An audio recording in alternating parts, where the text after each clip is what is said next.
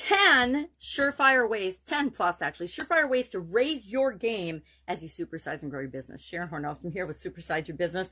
And today we're talking about the idiom, the expression. I don't think it's a proverb, raise your game. It's one of those idioms that I could not find by searching the internet, the exact origin of. I think it's relatively new. I think it's probably from my generation for sure.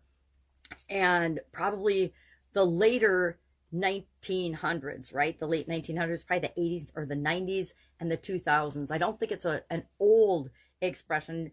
I'm sure that games have been around forever, right? People have played games and had entertainment forever. But the expression to raise your game, to increase your efforts, to increase your performance, to improve your performance, usually after some type of motivation, right? I think back to corporate America and the whole performance review and performance appraisal system, the feedback system. And well, once a year, you sit down with all the people that report to you, or you sit down with your boss and you get a review, usually a standard form in corporations these days. I don't know in these days. I haven't been in corporate America since 2004. So I like to think things have changed, but I suspect not in a lot of areas, at least with the companies I deal with. A lot of them have not changed in, 10, 20 years, much less, well, recently they have, because COVID has forced change upon everyone. But the performance appraisal system was usually you met with your boss, he told you the 3 things you were doing right, hopefully first, and then the 25 things that you were doing wrong or the areas you could improve in.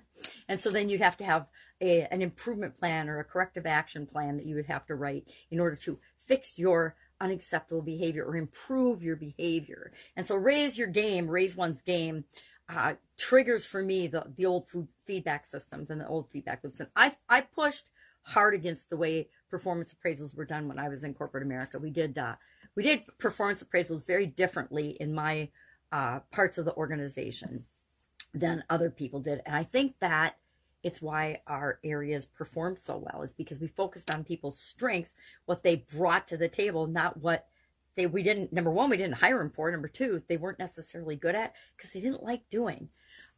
So I want to talk about ways that you can raise your game. These are proven ways. I didn't make these up, but I definitely have tried a lot of them on, and they've worked for me in different organizations and different areas and aspects of my life. And I know they can work for you.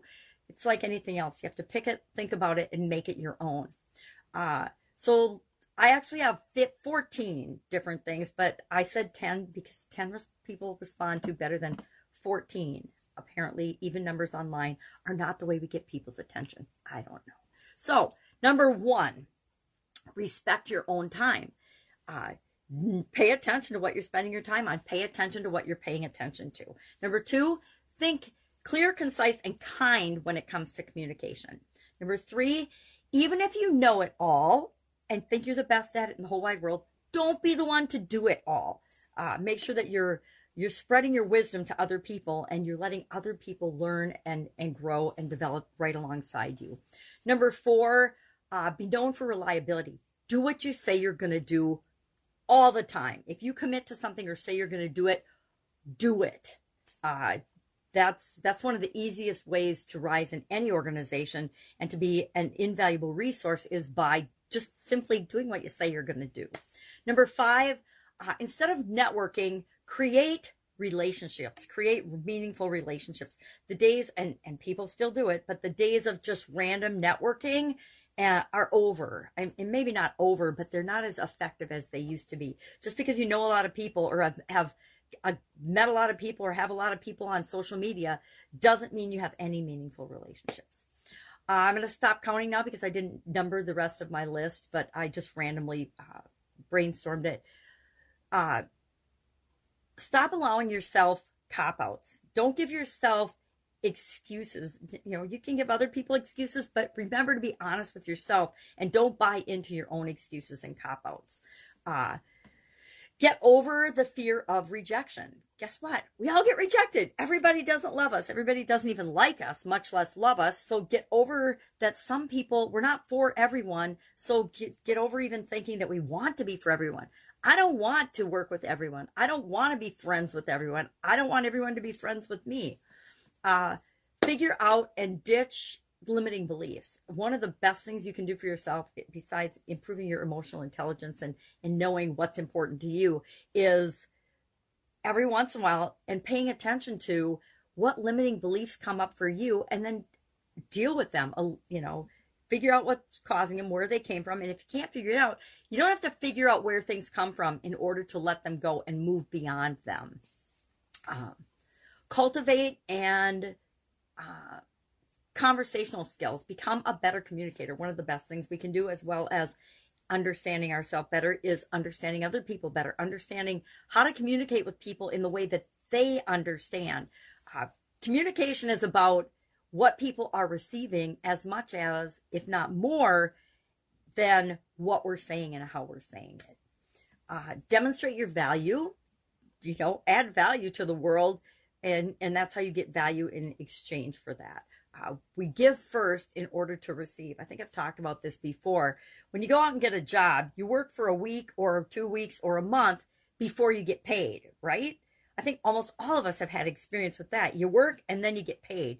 You don't get paid in advance and then do the work, except for in some contracts where you might get paid half in advance so that you can get the resources that you need, service jobs and service things. I think of that.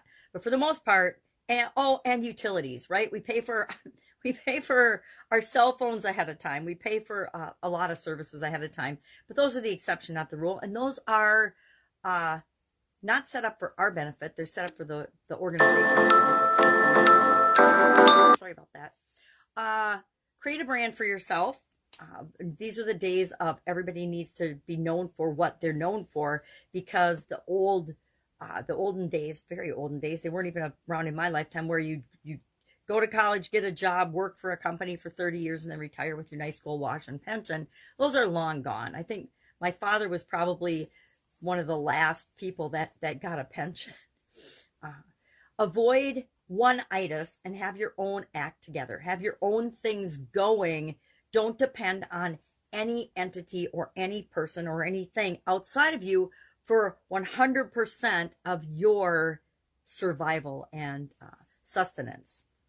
I've always believed in multiple streams of income, and I highly encourage everybody that I interact with to consider and have more than one way of making a living, more than one way of doing things.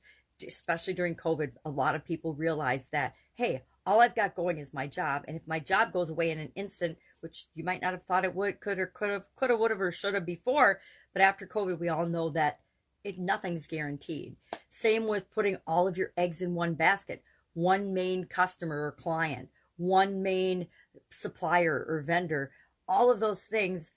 Get over all that. Stop doing all that. Make sure that you've got multiple sources, multiple suppliers, multiple ways to get the word out about your business. Learn from the best. Make sure that you're learning and growing all the time. I'm a lifelong learner. I totally believe in and encourage everyone to continually be learning and improving and growing. And part of that is learning from people that have gone before, learning from the best, learning from the people that are actually doing the thing that you want, not the people that are just marketing and saying they're doing the thing that you want to learn how to do. And then finally, you got to put in the work. Put in the work to achieve what it is that you want, to create what you want in the world. Don't expect that it's just going to be handed to you, because if it was going to be handed to you, everybody would have exactly what they want already. And they don't, because they're not willing to put in the effort and the energy that's required to create what it is that they want. So share in the comments below your experience with the idiom or expression, raise one's game, raise your game. And share one thing that you are personally doing or your business is doing right now to raise your game. It's one of those things we have to always be stepping up and raising our game, because the world is always changing, right? Things are always changing. The one thing we can be sure of in our lives and in our business careers and our business lives is that stuff's always changing. And COVID definitely demonstrated that for everybody that didn't believe it before. All right, have an awesome day. This is our final emotion-related idiom. We will move on to mental and mindset and thoughts and beliefs and things starting tomorrow for the entire month of March. Have an awesome day. If I can help you in any way, ask. Otherwise, I'll be with you tomorrow with a mental idiom. Have a great day. Bye.